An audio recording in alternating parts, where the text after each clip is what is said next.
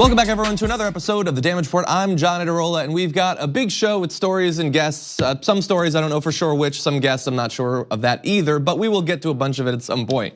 Lots to get to today, and I wanna start off by talking about something that has absolutely nothing to do with the news whatsoever. It's just something I've been thinking about, so very briefly, humor me.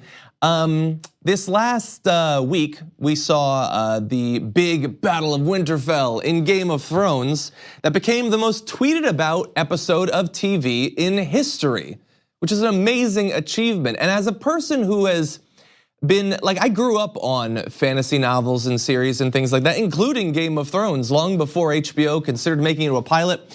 The idea that this story about cold zombies and stuff like that would ever be not just like a thing that's accepted in mass culture. I mean, there's things like that, Walking Dead and stuff like that, but the most tweeted about episode of TV, a phenomenon that takes over the country, is so bizarre. And in the same week as Avengers Endgame, which is literally a movie of superheroes running around and punching each other, this is the most mainstream thing ever, is quite amazing. And I just wanna take this opportunity to say to you, since there's a good chance that you like Game of Thrones, that you enjoyed it. Many of you might not have ever watched or read anything like Game of Thrones before. You've rarely been interested in swords and horses and catapults and stuff like that, but it turns out pretty exciting, pretty dramatic, cool action, stuff like that. Well, I would just like to say to you, if you do like it, first of all, thank you. Second of all, there are so many other awesome fantasy series out there, some in TV form, far more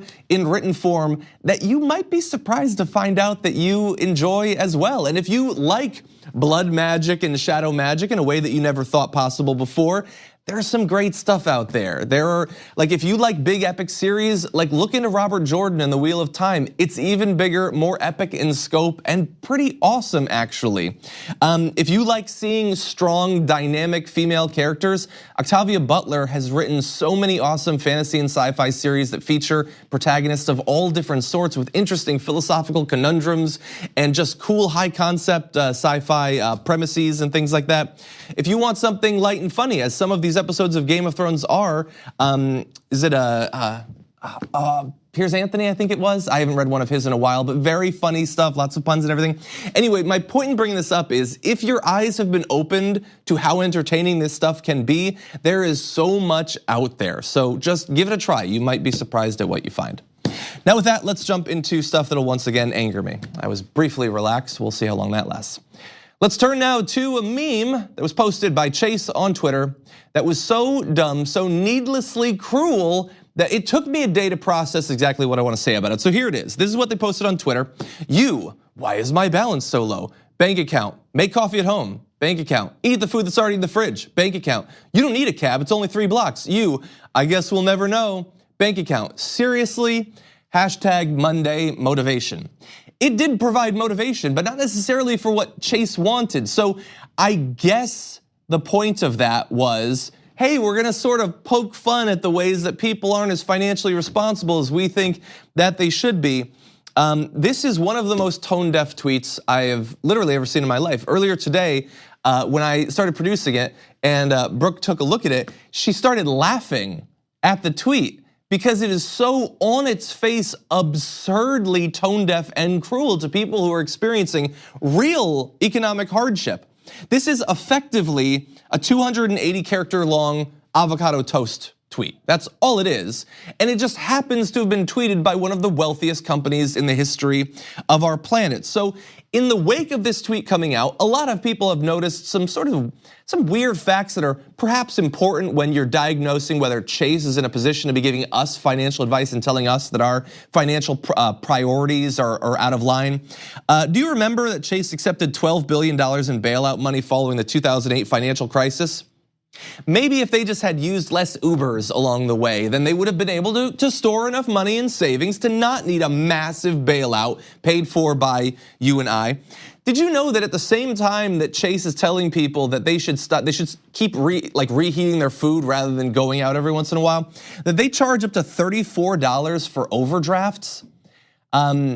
And I happen to remember before there was at least a little bit of overdraft reform under the Obama administration. Do you remember the fun scam they had for years where if you had a big charge and a bunch of small charges, what they would do is they would reorder the charges so that your account is tapped out with the one big one, and then all the little ones would trigger, so you'd be hit with overdraft 5 times, 10 times, 20 times, and they could rack up huge fees. It's weird how they didn't mention that in the tweet. They made it seem as if they had nothing to do with the financial situation that people find themselves in. That it just, hey, you're being irresponsible. You should be, no, don't go to Starbucks, okay? That will solve all your problems. That's probably how Jamie Dimon and other execs at these banks have become so wealthy.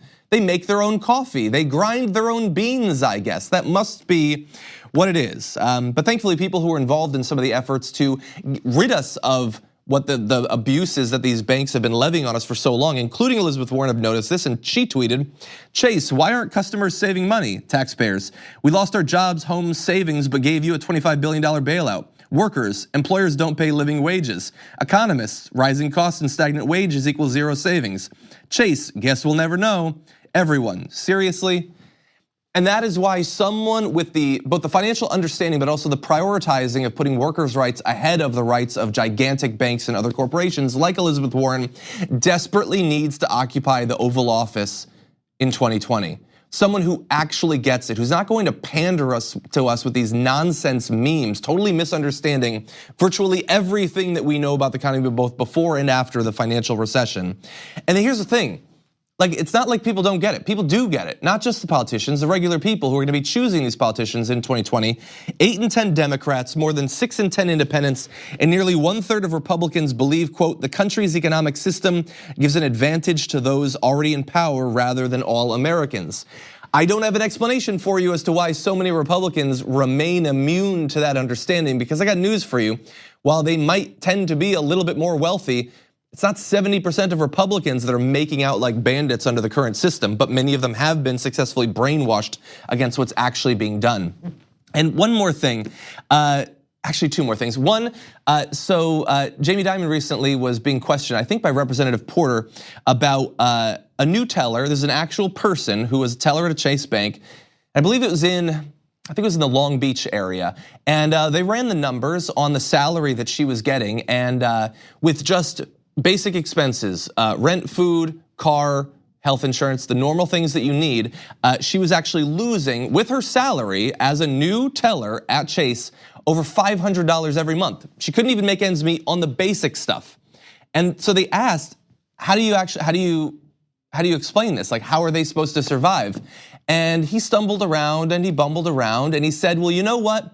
If she works her way up someday, she might be making the money that I'm making. Yeah, but she's not gonna make it. She's not gonna make it if the first month she's in the hole $500, and then it's worse every month after that, just for the basic stuff. We're not talking about lattes at Starbucks. We're not talking about casually taking Ubers downtown or anything like that. We're talking about the basic things that you need to survive, let alone emergencies and all of that. They had no answer whatsoever to the most basic questioning of the status quo that they have helped to set up. Thankfully, there are people who do, though. And so I want to turn to something a little bit more positive. Over the first weekend of its release, Avengers Endgame has broken records, made history with $1.2 billion in profits.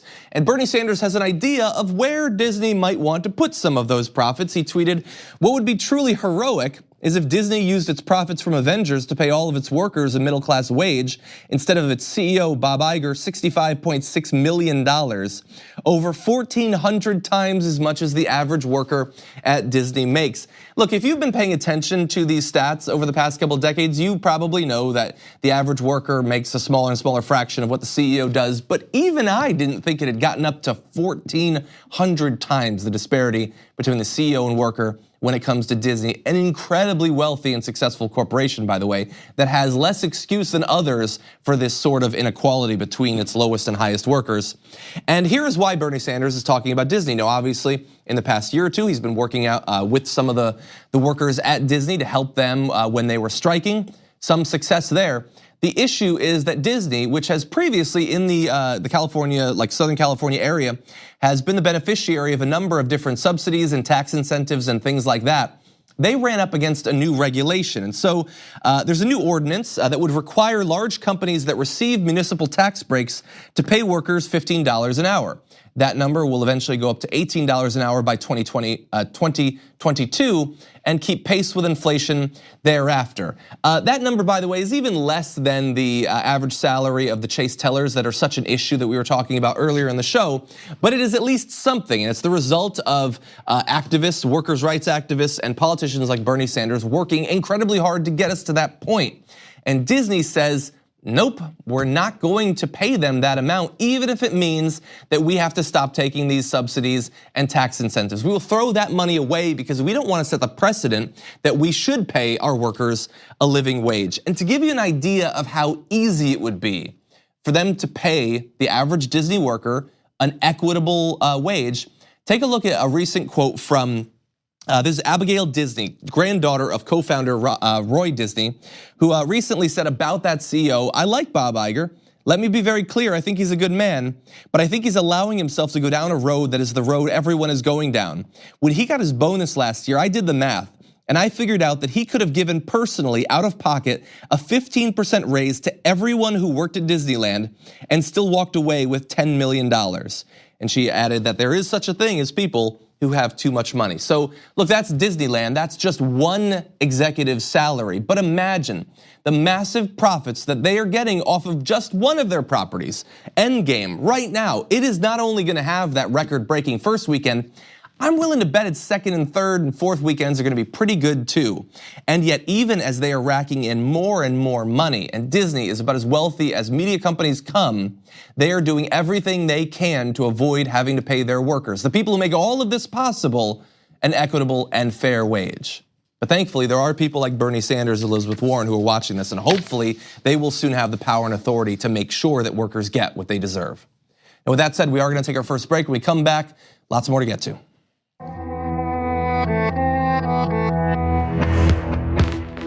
We need to talk about a relatively new show called the Republic, or UNFTR. As a Young Turks fan, you already know that the government, the media, and corporations are constantly peddling lies that serve the interests of the rich and powerful.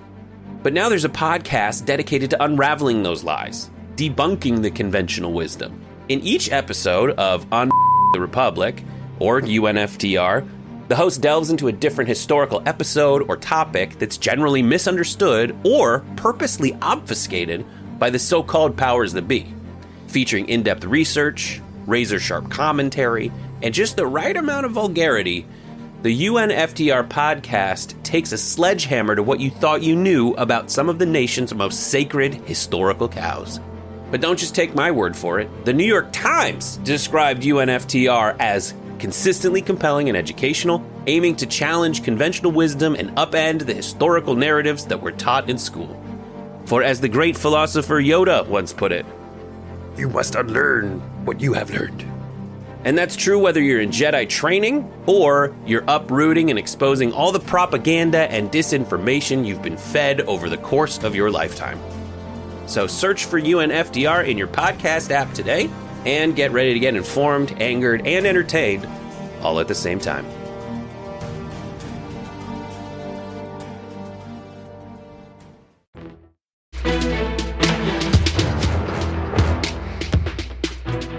And now we turn to other big stories from across the country, and we are joined to break those down by Emma Vigeland of Rebel HQ.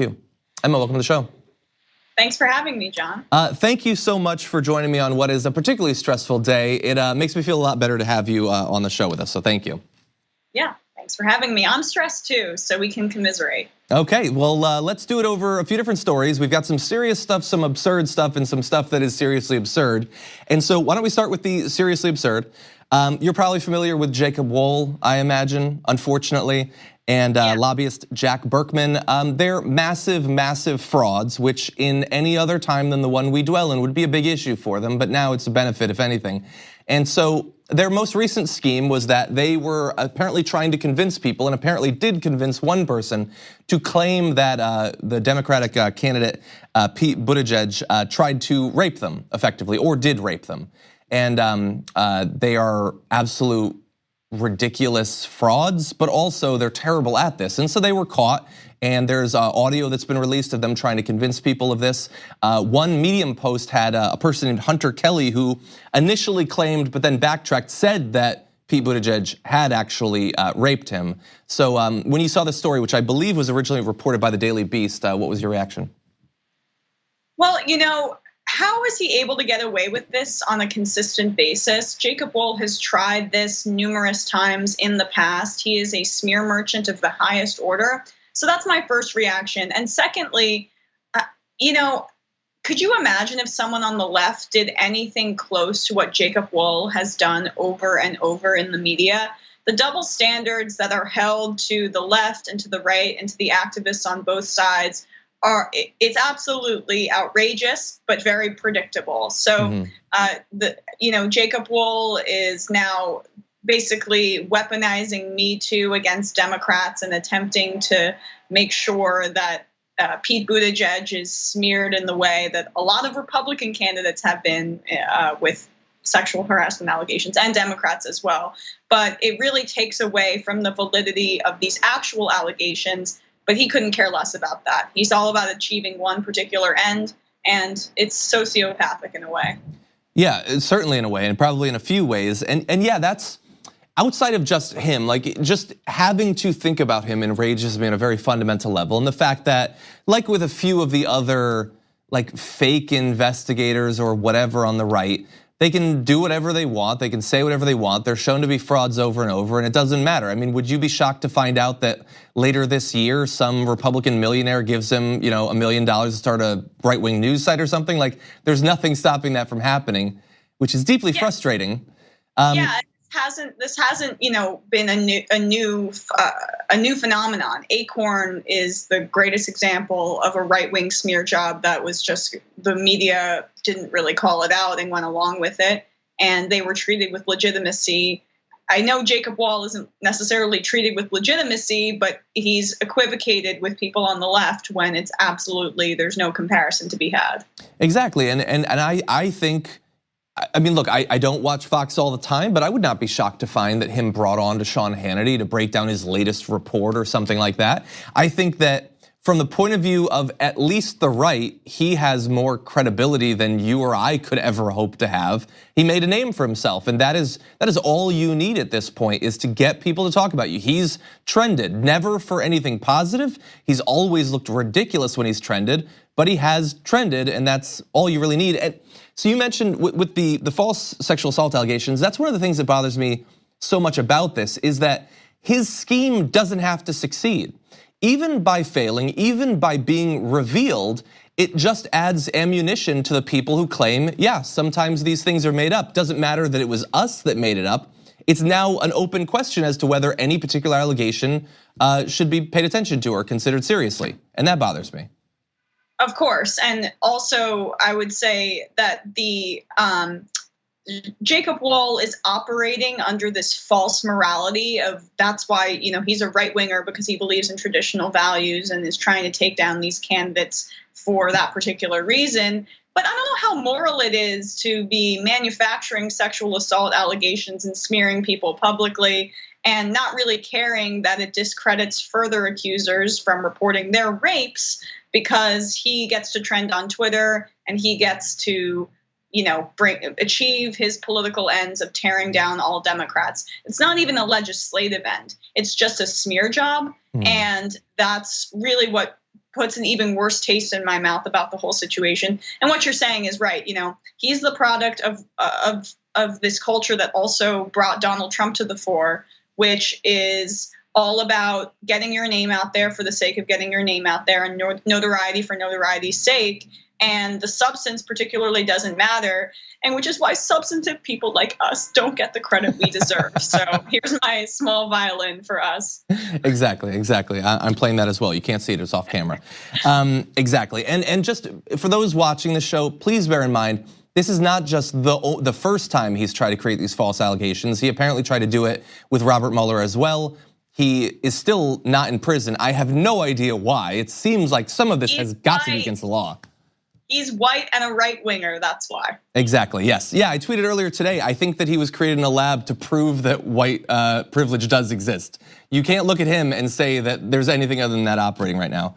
So with that said, although I could talk about that for 45 minutes and then blow my brains out, why don't we turn to more important topics? Joe Biden hasn't released a healthcare plan per se, but he did talk at least a little bit about what he would like to see happen in terms of healthcare in the near future, saying that he believes that people should be able to voluntarily buy into Medicare. So he's not in favor of Medicare for all. He's not in favor of getting rid of the private health insurance companies, but he is in favor of effectively a public option, what feels like 70 years after we last had that debate about a public option. Do you think that this position, what he will certainly pitch as a compromise, is that a good path for him in this Democratic primary?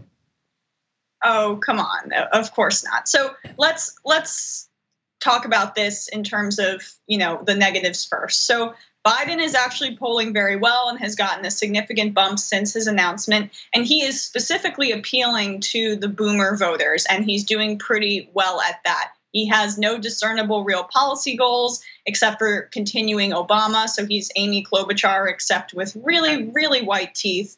And he is not running as a progressive, and he really is open about not wanting to kind of appeal to that demographic, while at the same time saying he's the most progressive candidate in the race. When you look at his record, he was against segregation, or he was for segregation, in the 70s. He was against integration. He has obviously authored the draconian 1994 crime bill, which is infamously the biggest driver of mass incarceration. He voted for the Iraq War. I could go on and on and on, the bankruptcy bill. So he's clearly not the most progressive candidate in the race. I would advise him to just steer clear of that rhetoric because it's super easily provable. And now when he's doing this debate with Bernie Sanders, he's positioning himself as the moderate.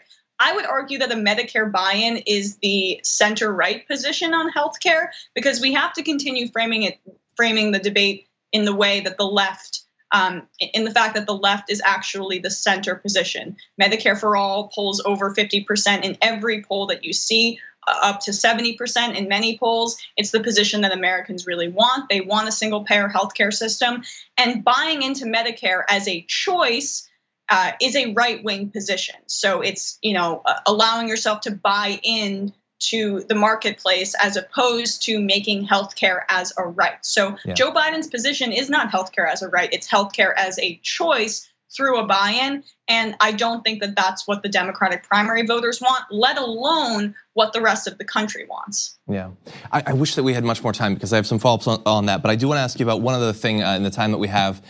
Recently, over the past couple of days, I've seen a number of different polls that certainly don't look like what you'd want them to look like if you were Donald Trump going into re-election.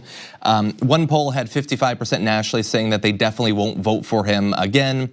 One poll has him losing to both Biden and Bernie in Texas, of all places. One has 30% of conservatives saying that they won't vote for him. Now, we are only, I think that the 2020 election is in 6 years, so it's still a ways off. These sorts of polls don't look good for him, but are they premature to get too excited about, or are they 100% premature to get too excited about? The former, I would say. They're all premature, but having this specific block of voters, this large chunk, over 50% saying that they will not vote for him, is disastrous. And with the chunk of his base saying that they will, being around 29%, it's equally disastrous. We know that that's his chunk of support, and they're not moving no matter how many lies he tells, no matter how many Washington Post fact checks you get. They are going to continue to show up to his rallies, and they're going to continue to vote for him. What matters is the people, the independents in the middle. And the Washington speak is that, it has to be a moderate. It has to be a moderate. Well, that didn't work out last time. It has to be a populist. It has to be someone who really convinces the American public that they are going to change their lives for the better and that they're going to see substantive change. Obviously, I think that's a candidate like Bernie Sanders or like Elizabeth Warren who can really sway that middle. The middle is not moderate. The middle is populist, and that's what these pollsters and these pundits have to get through their heads. I agree, and if anyone sees these sorts of polls and then says, oh good, I can relax until November 2020. Remember how November 2016 went? It was not a fun experience. Let's not go through that again. Yes, so let's not nominate someone who's exactly like Hillary Clinton, but with white hair and Joe Biden. Exactly, yeah, it would be difficult to come up with another prominent Democrat with as many like booby traps just implicit in their record that are going to come up in the general election if he's the candidate. So that's a scary prospect. We'll end on that scary prospect. Emma, as always, thank you for joining us. If you all would like to see more of her work, she's on Rebel HQ, does a great job there. Thank you. Thanks so much, John. We're gonna take a short break here. When we come back, Ken Klippenstein is gonna be joining us to break down one of his recent stories from TYT.com on the apparently illegal actions of a Navy SEAL overseas.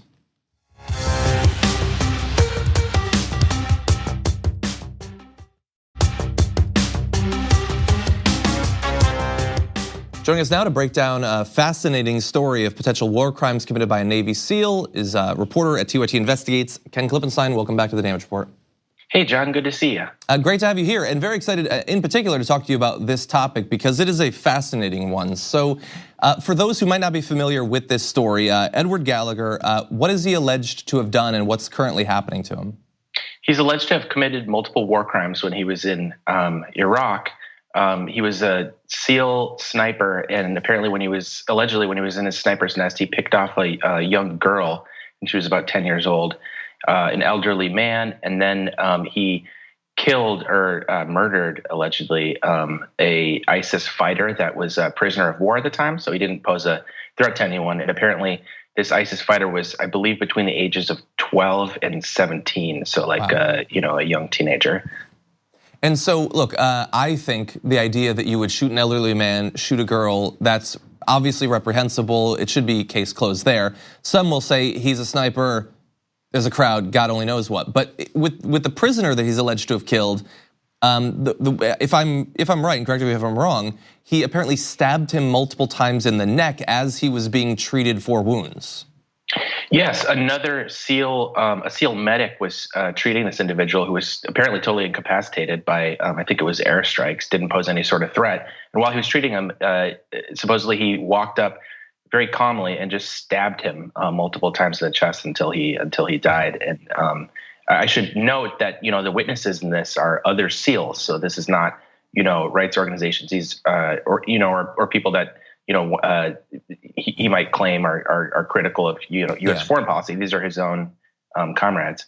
And so what's currently happening with Edward Gallagher? Is he being held? Are there charges pending? What's the legal situation? So right now he is being held. The Naval Criminal Investigative Service, that's the group that sort of polices the SEALs and then the Navy generally. They're the ones lodging these charges, and it seems like they have multiple witnesses. They keep adding more to it, but since this case gained publicity, and the president actually tweeted about it, and numerous Republicans have as well, it's taken on a very political tone. So we might see it get stretched out longer than a case like this might. And so I honestly did not see Donald Trump's tweet about this. I assume that he's taking it seriously, that a Navy SEAL would have committed a crime like this, right? I wish. The tweet was, I don't know that he addressed the allegation specifically, but he said that the SEAL should be, he's kind of playing the nationalism. The tweet, as I recall it, was he needs to have better conditions while he's in prison. Always one of my favorite things, how much Republicans care about prison conditions when it affects somebody that they like as opposed to prisoners generally. And so there's also a letter from the SEAL's brother that gives a couple of different arguments as to why the charges either shouldn't be there in the first place or why we shouldn't be concerned about it. So what is the argument that the brother is giving? Well, what's incredible to me, and this letter was given to me by someone in Congress. This was a letter, this wasn't an open letter. This was a private letter to, I'm told, other veterans in Congress. So presumably he thought that this would be, a sort of friendly crowd. So he kind of lets his hair down and says, I'm going to try to find the exact word so I'm not paraphrasing. He says, despite the amount of evidence showing this incident never happened and the basic stupidity of charging a Navy SEAL with the death of an ISIS terrorist, the Navy has locked Eddie away for the past 6 months in a military break, and he goes on to describe the conditions. But what was amazing to me was that he says the basic stupidity of charging a Navy SEAL with the death of an ISIS terrorist, as if there's no conditions under which that might apply, as if there's no rule of law. Obviously everyone knows ISIS is bad, but that doesn't mean that all international laws and norms and our own domestic laws are suspended when we're at war with them. And it also seems like if you're gonna say he didn't do it objectively, he did not kill this guy, but then you go on to say, and it wouldn't matter if he did, you can kill him like we were trying to kill him before, that to me undercuts the argument about whether it happened or not. You seem disinterested in the facts at that particular case. Exactly, and I should note this isn't some random person. This person's been invited on numerous big Fox programs, including the Sean Hannity show, the Fox and Friends. So this is he's sort of a spokesperson for Gallagher. Well, it's a great story. People should go to TYC.com and read your write-up about it. I just had one other thing I wanted to say. I don't know if you saw the news about Jacob Wohl and apparently trying to get people to claim that Pete Buttigieg had raped him. You are an investigative reporter, and so I am curious, how have you not yet landed him in prison? He is breaking the law constantly. You need to investigate him and get this guy locked up. So, yeah, I was just thinking, what is it gonna? It's gonna be 2022, and he'll have done this to half of Congress, and he's still running around. The FOIA I found showed the FBI did appear to be investigating it, but what charge is gonna be lodged? I don't know. I'm as surprised as you. I can't. If I had done this, wouldn't I be in jail if I tried to get false rape allegations created for multiple high-profile politicians? But I guess the first two are free, I guess. Anyway, Ken Klippenstein, as always, thank you for joining us. Appreciate your reporting. Thanks a lot, man. We're gonna take a short break. When we come back, we have a candidate who's gonna be joining us, running for Congress in Texas, Adrienne Bell, after this.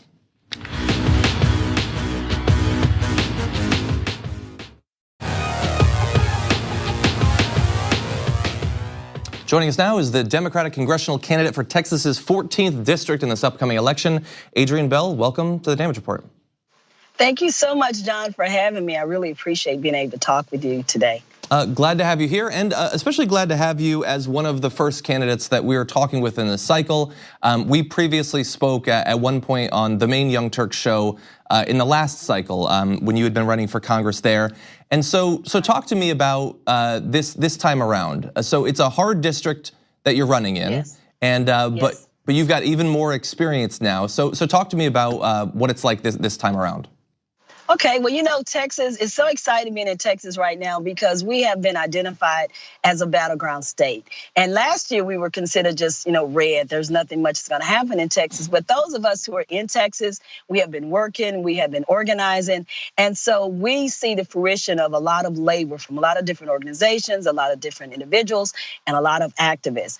And so now when we're running in 2020, we garnered 92,000 votes last cycle. So we can capitalize on those 92,000 votes that have already been cast for us and build upon that. So yes, Texas is hard because Texas is a huge state. Mm-hmm. This district, I spent a lot of time driving, a lot of windshield time.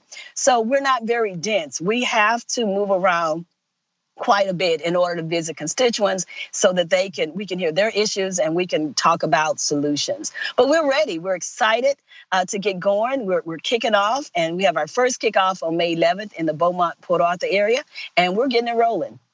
Well, let's talk about one of these areas of public policy. Your background is in education, and in that area, we've actually heard some pretty big proposals coming from some of the presidential candidates like Elizabeth Warren, different ways to deal with the various problems that we have in our education system across America.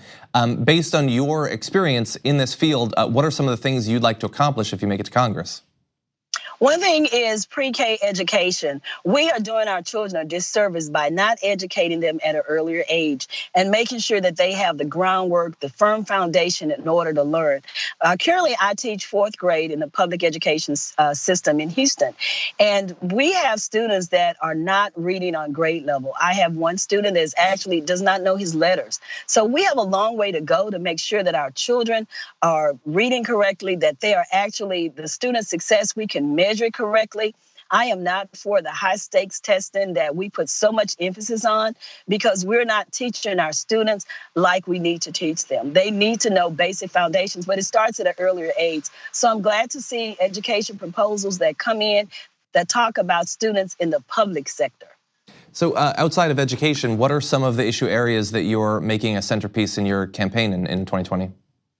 Definitely Medicare for all. We have got to make sure that everyone receives the right to receive health care and good quality health care. It's more than just having access to health care. We have access. Houston area has the Texas Medical Center, which is one of the greatest medical facilities in the world. But that doesn't mean everyone can go to Texas Medical Center to get quality care. And so Medicare for all is a huge piece. Also criminal justice reform. We want to make sure that we end in the cash bail bond and that Black and brown people are not locked up unnecessarily for crimes, and then they're taken out and hidden away from even being able to vote for issues that really affect them greatly. So centerpieces, we're working on public education, Medicare for all, making sure that we reform correctly the criminal justice system. And we talk about that the system is broken. The system is actually not broken. It's working the way that it was designed to work. And it is racially discriminating against communities of color, and we need to put an end to it. I couldn't agree more on that and your diagnosis of the issue. I'm curious, so you mentioned how previously people think, oh, Texas, red state, what's the point? It's so difficult. I just this week saw some polls that showed, at least with a couple of the different potential candidates who might go against Trump, him actually losing in Texas. And obviously Beto O'Rourke came very close to beating Ted Cruz. Now I know that you have to run your campaign, you're running for Congress, you're focused on your district. But is it important to you, are you keeping an eye on who might be at the top of the ticket that might help to make it a little bit easier across Texas? Of course. One thing that's really that's going to help us in 2020, because we're now identified as a battleground state, is the energy that will be poured into Texas. Texas hasn't had that energy before, the help from outside groups. Swing Left came in and got organized and did a lot of great work. I know, like in Texas 7. And so our district is one that is like 40% minority voters, and it has great opportunity. Our challenge in Texas has always been voter turnout, to make sure that we're engaged voters with issues that concern them, not the issues that we think are important, but the issues that concern the people. Unemployment. We still have a lot of residents that are displaced from Hurricane Harvey. And Hurricane Harvey, a lot of folks think if you don't live here that was so long ago, we're coming upon a new hurricane season that it's all over. It's not over for Texans. And District 14 was very hard hit by Hurricane Harvey, and a lot of people are still suffering from that. So we need to make sure that systems are in place so people can recover sooner. And by the time they receive some FEMA money, and people have issues with FEMA, that they haven't spent all their life savings trying to establish housing, when we have the monies available to help people grow, get back in their businesses. And so we just have to continue to engage people and drive down the issues that concern the people. Right now, the seat in Texas 14 is underserved. And our goal is to take back that seat, and to take back that seat for the people, because we matter. Adrienne Bell, congressional candidate for Texas's 14th district. Thank you for taking time out of your campaigning to join us on the show today. Thank you so much, John. Look forward to talking to you again. Hopefully. We're gonna take a short break here. When we come back, news from around the world in Meanwhile In.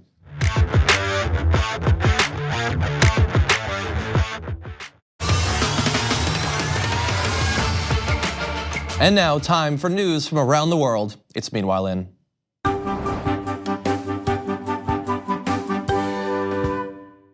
Meanwhile, in space, we may soon be able to use satellites orbiting the world to track down sources of emissions, including those who might be breaking the law in order to pollute more. More than a dozen governments and companies have or are planning to launch satellites that measure concentrations of heat-trapping gases such as methane, which is blamed for about 1/4 of man-made global warming. They're looking to track nations, industries, companies, and even individual facilities to identify some of the biggest contributors to climate change. And at least in theory, this has benefits not only for, like humanity and the world to stop some of climate change, but also for some of the companies. So leaks constitute energy that could otherwise be sold.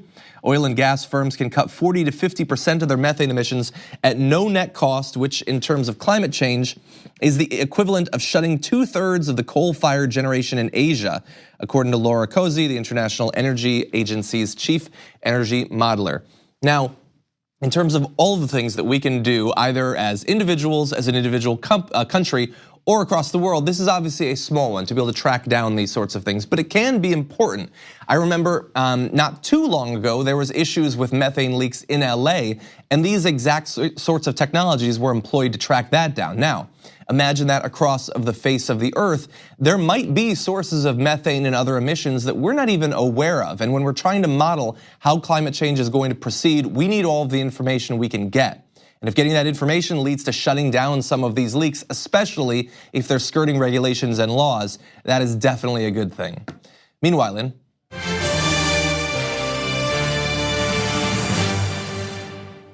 Meanwhile, Mount Everest is long overdue for a spring cleaning, and it might finally be getting it. There's gonna be a massive cleanup effort, and a total of 3,000 kilograms of solid waste has already been collected from Mount Everest since Nepal launched an ambitious cleanup campaign on April 14th. Honestly, considering the environment that it's taking place in, I don't know how they were able to accomplish so much in so short a period of time. I mean, one of the reasons that the waste gets left behind is because it's really annoying to cart it down when you are just doing everything you can to actually survive. But here is how we got into the mess that we're in currently. Every year, hundreds of climbers, Sherpas, and high-altitude porters make their way to Everest, leaving behind tons of both biodegradable and non-biodegradable waste, including empty oxygen canisters, kitchen waste, beer bottles, and fecal matter on the highest peak, which has lately acquired notoriety as the, quote, world's highest garbage dump. So we leave poop. That's how bad it is. We don't want to cart that down. By the way, many of you are probably familiar with this thanks to Reddit, but there are a number of bodies that are left behind up there just because it's too dangerous to actually go and try to bring them down. Maybe this is the start of an effort where not only things like beer bottles and poop effectively will be taken down, but some of those bodies might finally be recovered as well. And to give you an idea of the scope of what they're trying to accomplish here, this is from the Director General of the Department of Tourism there, said, under this campaign, we will be collecting around 5,000 kilograms of garbage from the base camp area. 2,000 kilograms of garbage will be collected from the South Col region, and an additional 3,000 kilograms will be collected from Camp 2 and Camp 3 areas. So a massive amount of garbage and a massive effort to hopefully clean up an area that should not be bearing the permanent marks of human tourism and travel.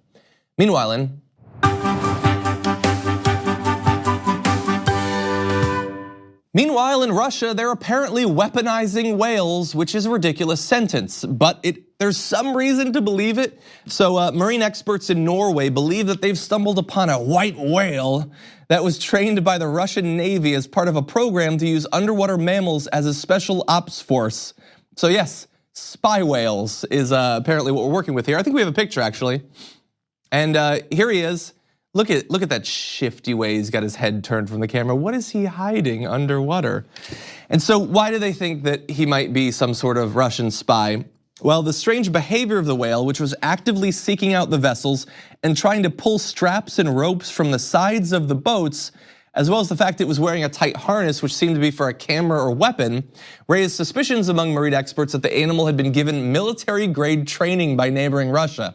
Inside the harness, which has now been removed from the whale, were the words "equipment of St. Petersburg." That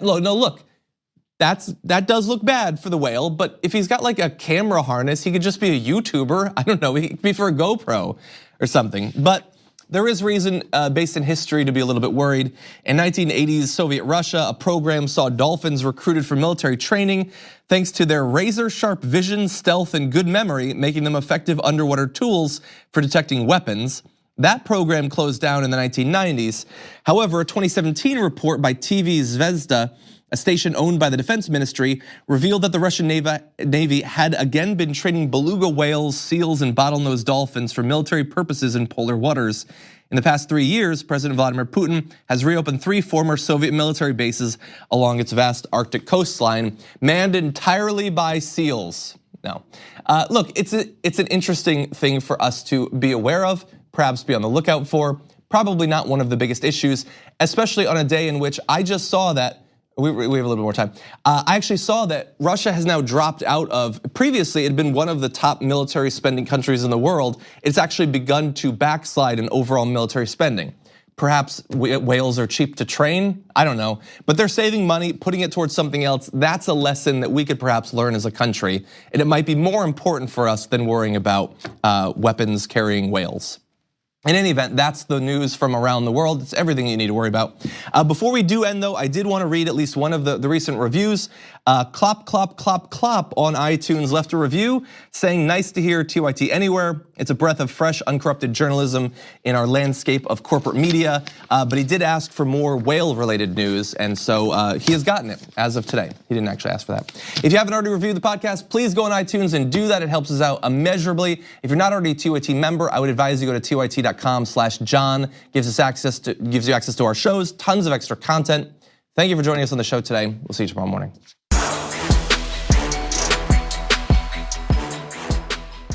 Thanks for listening to the full episode of The Damage Report. Support our work, listen ad-free, access members-only bonus content, and more by subscribing to Apple Podcasts at apple.co/TYT. I'm your host, John Adarola. I'll see you soon.